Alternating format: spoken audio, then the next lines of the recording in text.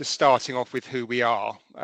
So some of you probably know about rocket science, some don't perhaps. So I thought it might be useful just to understand who we are and where we're going. We've had a bit of a refresh. I thought it'd be useful quickly just to touch on the funder commitments as well. So what happened is really following, I mean, I suppose a lot of funders and ourselves included had really been using this way before COVID, but during the pandemic, coming out of that, London funders and the Institute for Voluntary Action Research, it's called IVAR, they created these sort of 8 funder commitments. And I think it's useful to make everyone aware of those if you haven't heard of that or been aware of them, because it's about trying to be proportionate. It's about trying to be more accountable and open and trusting. So from a funder perspective, there are funders that have signed up to these commitments where they're using this through their design programs to think about, how do we ensure these are all covered. So it's about, this proportionality around, being transparent, about making sure you're asking the right questions to the applicants. And it's about respecting, I think, the time of the charities and the projects that will apply to programs.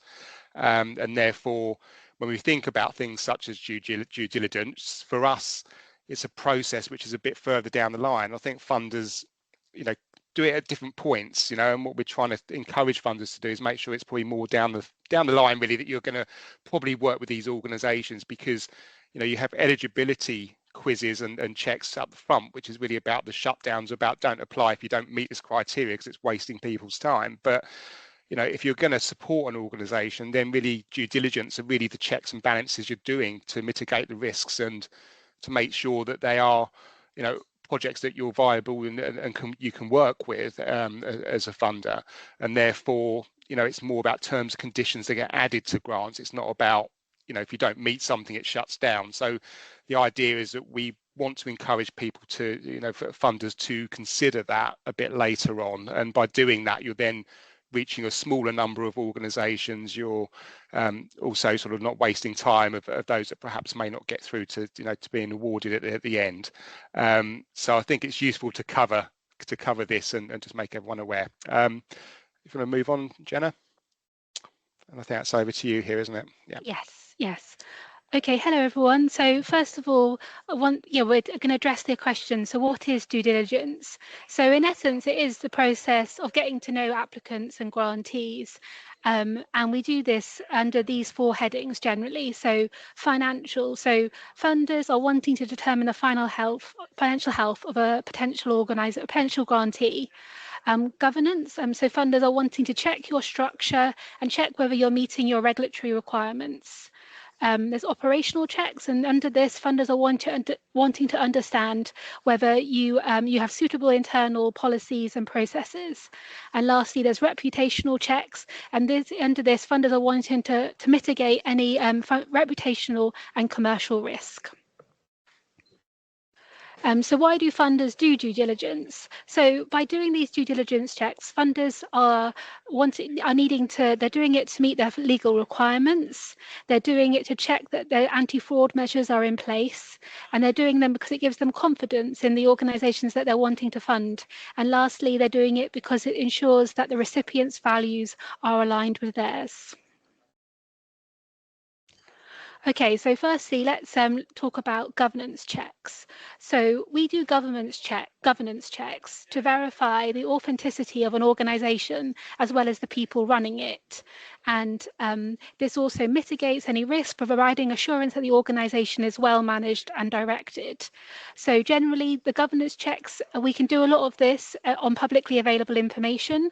So we often check Companies House if the grantee is a company, or Charity Commission if the grantee or applicant is a charity, and to a lesser extent, sometimes the Financial Conduct Authority website would be checked. So those are the websites that we would look at, and on these websites, it gives us information about the governance in these organisations, and we can go into that in the next slide. So on this slide, there's 2 screenshots. So on the left-hand side is Companies House, and on the right-hand side, it's Charity Commission. And this is the landing page that you would get onto when you search under an organisation name. And this is the first page you'll see, and it provides a summary of the organisation. On Companies House, it provides the company type, and because on Companies House, there's a variety of companies, so we want to know the type of company, and then it provides provides, what's been highlighted on this screenshot, the address, and then there's some tabs. So filing history and people, where it's more information, it can, will be looked under for different information that's required. On charity commission on the right hand side, this is again the landing page that you would see when you search for a charity. On the left hand side, there's all the different tabs of the different information you would get, so the trustees information, annual reports and accounts. But on this landing page, it provides a summary of some financial information and generally the purpose of the charity. And the top right hand corner, what's highlighted in red is charity reporting is up to date. So that shows us that this organisation's met its regulatory requirements and submitted their accounts on time. And this is something that we would check when we're doing due diligence. We would look at these, we go on these websites and look at this, check that the organisation is meeting their regulatory requirements. And we also do check other information, which we'll go into now. So when we're wanting to check the governance of an organisation, we often need to look at the memorandum and articles of association.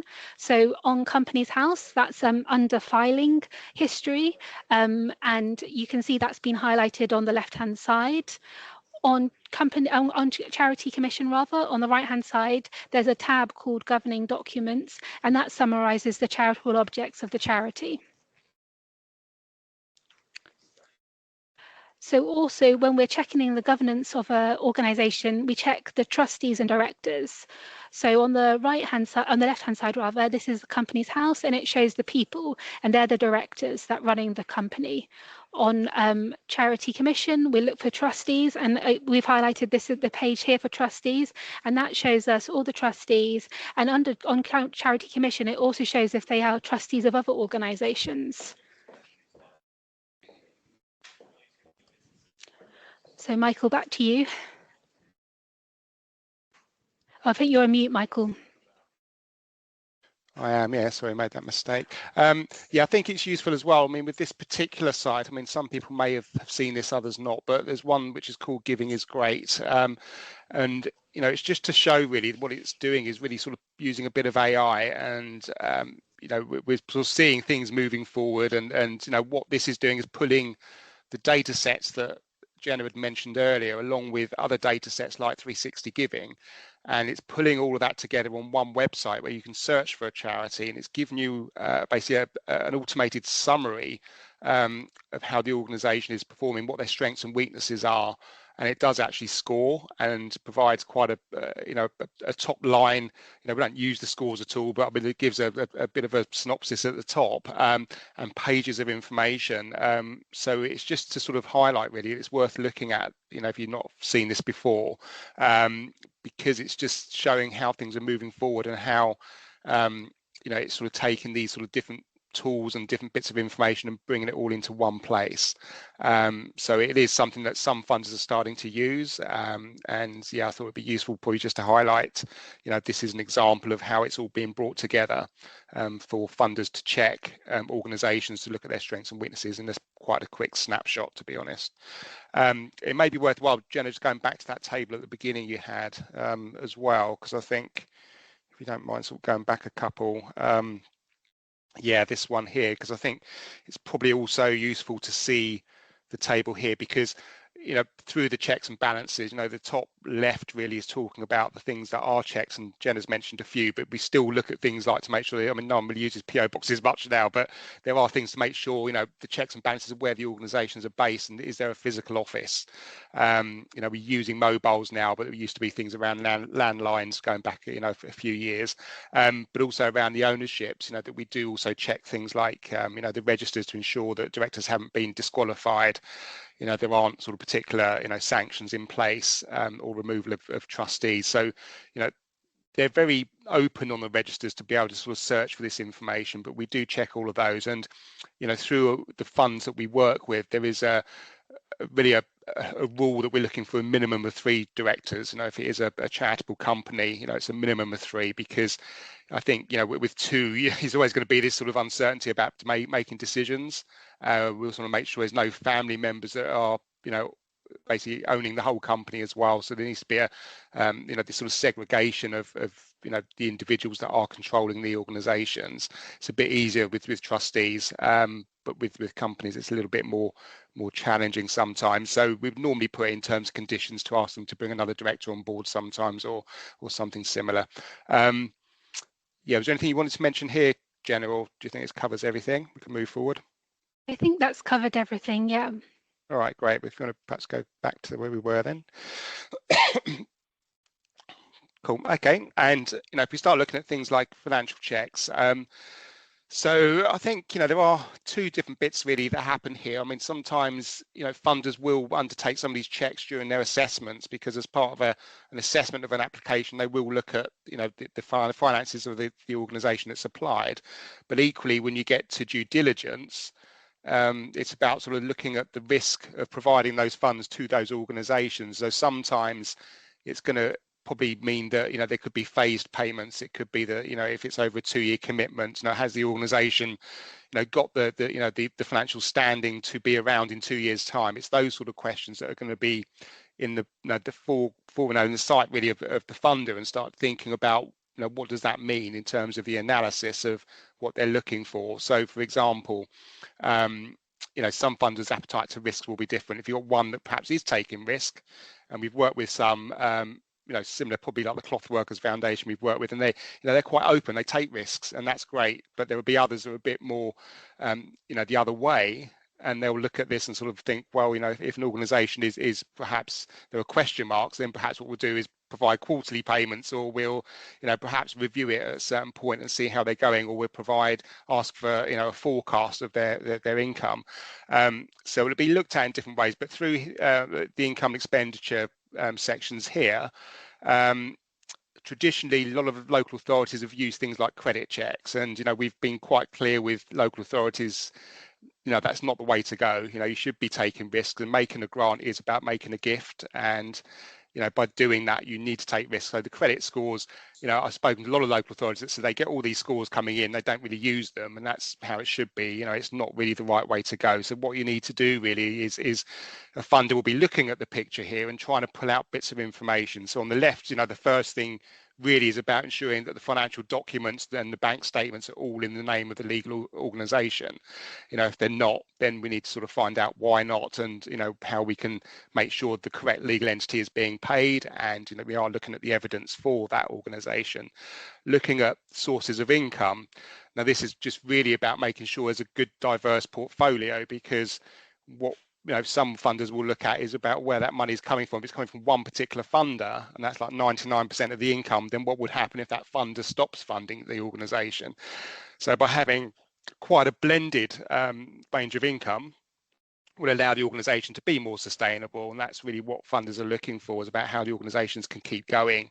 And we've seen that through COVID. We've been organisations that have had quite a high level of reserves, and they've been eaten into through the COVID, and coming out the other end trying to rebuild those, and it's become quite tough for organisations. So certainly when payments are made, we're talking about making them in advance to free up the cash flow and to make organisations to not worry too much about the money. But certainly looking at where the sources of income are coming from, and particularly if there's a list of funders, and again that can give credibility, because then it shows that other funders have supported an organisation, and the organisation knows how to manage grant funding. It's those sort of questions that will be answered by looking through a set of accounts and looking about where those income sources are. The split between restricted and unrestricted funding as well. Obviously, restricted funding is the grant funding and others, which has good purpose, but really the organisation can't use that for their own means. So what we're trying to do is say, well, okay, if something happened, like the organisation didn't have any more income coming in, how would that organisation be able to continue, and what is the split between the unrestricted and restricted funding? And surpluses and deficits, there will be good years and bad years, and we ride through them, but what we're looking for are trends. And if there are continuous trends of deficits, say for 3 years, then some funders will actually ask questions around that, just to say, well, how do we know that the organisation is financially managed correctly, and are they responding to these deficits by trying to trim and cut costs where they can to ensure that they don't perhaps have 4 years of deficit. So that's where sometimes the forecasts come in to sort of look about what's happening next and how the organisation can perhaps move forward, because obviously continuous deficits will eat into those reserves, and the organisations potentially could not be around in the future. So that is a question. And some funds again will look at the size of turnover versus how much they're asking for, and sometimes it's not just about that, but as I said, if you start looking at about where the income sources are coming from, and you can find there's a funder there that's perhaps been supporting the organisation for 2 or 3 years, and it's providing X amount of money, then it gives reassurance that by providing a bit more than normal, that's okay, because it's you've got experience of running programs and managing grants at that level. So next slide, Jenna. Okay, and then looking at balance sheets as well. So there's a lot here really around, it's more about liquidity really. So looking at particularly things like fixed assets. So looking through that, you've got tangible and intangible assets. Obviously the tangible assets are more the fixed assets. So premises, machinery, etc. Intangible is more looking at the investments. So again, if there was like a rainy day, how would you be able to access those funds? Sometimes they're tied into fixed assets where they're more longer term, but equally they could be investments at current asset level, which is more the day-to-day sort of savings accounts and those that you can access quicker. And that sort of just gives some reassurance that you can. You've got quite a healthy balance there to use, and certainly around like cash at bank and those investments at that level plus the debtors. So net current assets is something that tends to be looked at as well, because by doing that you can then make sure that your current assets sort of exceed your liabilities and make sure that you are viable. I think in effect, if your current liabilities exceed your current assets, then you are effectively a verge of going into liquidation or bankruptcy. So it is about making sure that you have a healthy balance sheet as much as you can. And particularly funders will start looking at things like long-term liabilities, because that's where the mortgages, loans come into play. So we'll be looking about, what do those debts look like? How is the organisation able to sort of move forward, and are you servicing those debts? Is it coming down? There's always a question around pension liabilities, how they're shown, but I think funders have learned that that's not it's not, it can't be taken as it is, because it's quite a difficult thing to look at on a balance sheet and set of accounts, because it does skew things quite a lot. But equally, coming back down here, you then start looking at those restricted and unrestricted reserves again. So certainly the unrestricted is what funders will tend to look at, not necessarily the restricted funds, which are not really your funds to use in your own way. And sometimes funders will probably banter sort of different words around that relate to how they assess the account. So there are things like talking about free reserves. There'll be like liquidity cash days that are used, or different ratios that are used, but it's all about that really, just trying to look at the liquidity of the organisation and how that can move forward. I think that's probably it for that slide, I think, Jenna, and then I think it's back to you. Yes, so next we're going to talk about operational checks, and these checks are done to ensure that organisations have the correct policies and processes in place to protect the organisation itself, and then to allow you to deliver services, to protect staff and beneficiaries and keep them safe, protect the funder and other stakeholders, and ensure that funds are impact driven. And generally, we would say that policies are normally required to be dated and reviewed within the past 2 years, and there should ideally be a review date in the policy document, which shows that when it will next be reviewed at the latest, which should be in 2 years, and that shows that you're reviewing your policies in line with best practice every 2 years as a maximum. But even if you do it every year, that's even better. Okay, so we're just going to go through a couple of policy documents that you might be asked to provide as part of due diligence checks that come under this operational checks umbrella. So the first policy document is a safeguarding policy. So we've just picked up a couple of bits of information that is worth bearing in mind in regard to safeguarding policies. So firstly, that in the policy document, there should be a name, designated safeguarding lead, and their contact details provided. In the policy document, there should be a process of what to do in the event of an accusation or disclosure. And also it should be made clear that staff are receiving safeguarding training and that the policy documents in use. So particularly with safeguarding policies, we need to know it's being used by staff and being regularly updated as and when any new process, any new legislation or anything that needs to be updated in the policy document. The next document to talk about is equity, diversity, inclusion policy. So this shows the organisation's commitment to ensuring that everyone has the same opportunities and no one is discriminated against because of their personal characteristics. Okay. Other operational policy documents you might be asked to provide is the health and safety policy. This sets out your general approach to health and safety and how you ensure the safety of staff and volunteers, and also participants or attendees, whoever might attend your centre if you're running a centre. And it does also lay out the responsibility of who's responsible for different health and safety matters regarding your project or your building, whatever it might involve.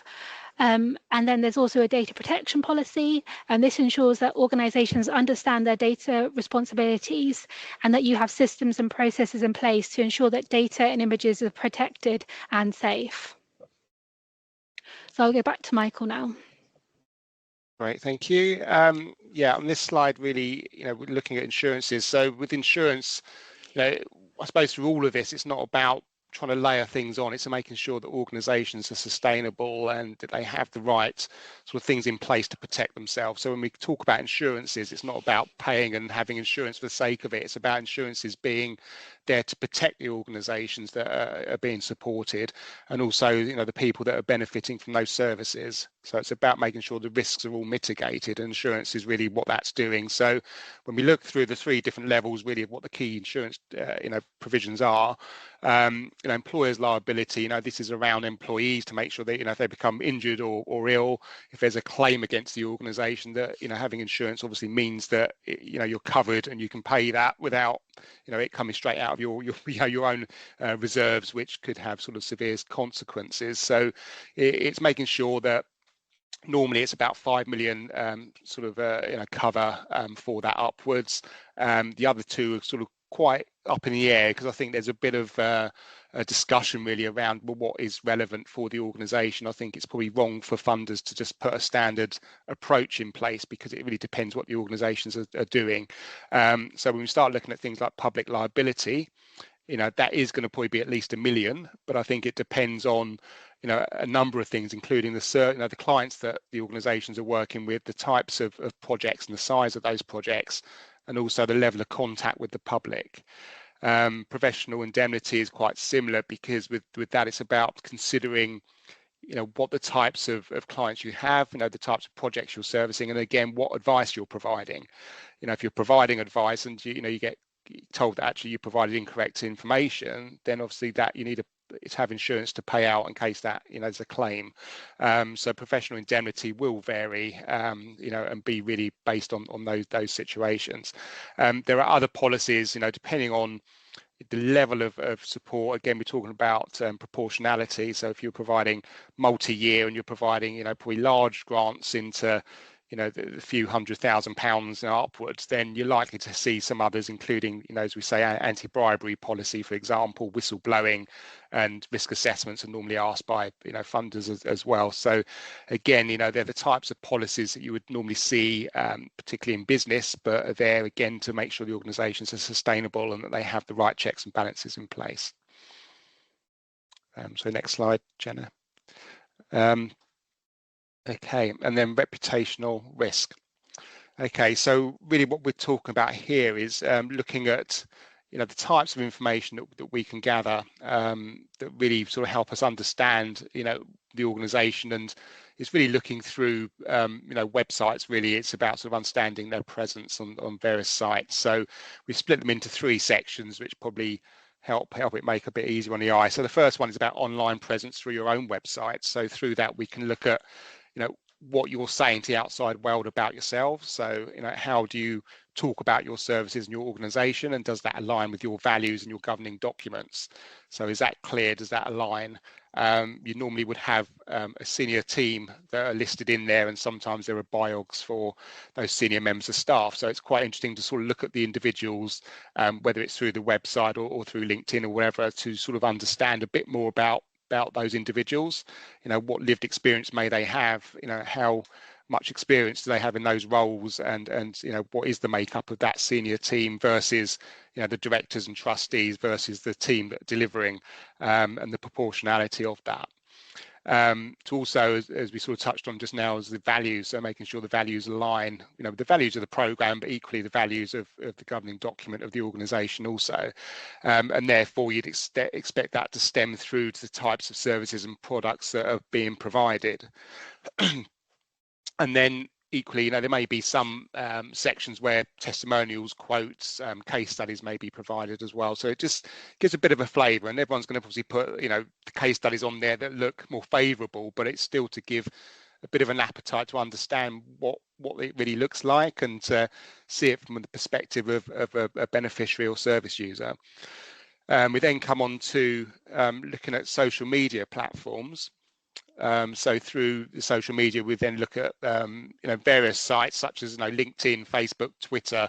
It's probably endless number of different apps that keep coming up, but we look at those. Instagram. So it depends on the types of audiences that you're working with, and sometimes more professional approaches are through LinkedIn. But if you're working with young people, and obviously there are other websites that are more appropriate for them. So it's about trying to look at trying to gather as much information as we can. We wouldn't obviously go back years and years, but probably 1 or 2 years, just to look at the types of posts that are being made. How are you reposting that? How is the organisation sort of coming across in what you're posting? Does that sort of feel quite neutral? Is there a particular stance? Particularly funders will look at political stances as well. So ensuring that there is more of a neutral sort of sense there, but obviously there's a values approach. And who the organisation is actually following. So are you linking into the networks and services that you talk about? So when you talk in your organisation and say, well, we're working in collaboration with X, Y, and Z, then you'd expect those to be followed within your sort of social accounts as well. And there are some question marks sometimes, because more funders, and I suppose trying to be sustainable and more moving forwards with trying to help organisations to build capacity, then funders do tend to look at social media platforms, and it's quite challenging for small groups that may not have the infrastructure or the time to be able to service them. But a lot of funders are using social media to make decisions and starting to look at them to understand where they want their money to go. Some don't necessarily have programs. They may look at social media to understand who's in that particular area, and may have direct contact with them and fund them. So what we're trying to do is make sure that the organisations use these social accounts. I've seen some in the past that haven't, they say they got them, you go in there and it's not been touched for 2 years, and it sort of raises some questions about how the organisation's really talking about the transparency and about the impact of what their work is to the outside world if they're not using social medias as regularly as they should be. So again, they can turn into terms and conditions, but they are things that funders tend to look for.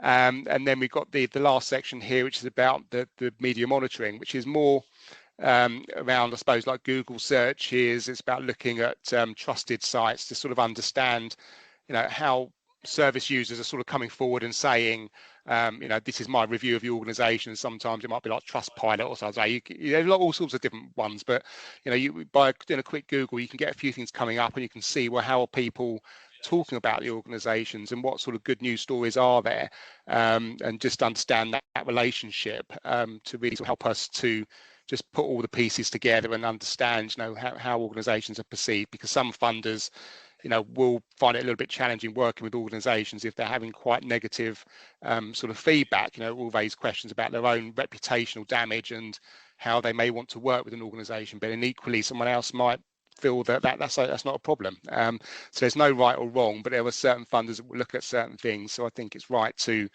just make everyone aware that these are the sorts of checks and balances that funders would tend to do.